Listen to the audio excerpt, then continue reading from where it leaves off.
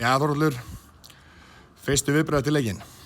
Gríðarlega svekkjandi að tapa þessu leik. Það var bara tvö mjög svona sterk lið að mætast og það var stál í stál á 8 inn á vellinum og menn mikið að kljást og mikið barátta inn á vellinum.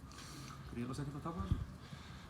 Þegar Aron fer meiddur út af, setur Pál Olgeir inn á, svo tekur hann út af réttum til lok leiks. Af hverju gerir það? Pál Olgeir inn á þegar var Aron meiddur og við að bregðast við. Og undir lok leiks tók ég Pál aftur út af, við vorum bara að fara að setja 2 fram meira og skipta kerfið. Aron í lagi, og hvað er að frétta á honum?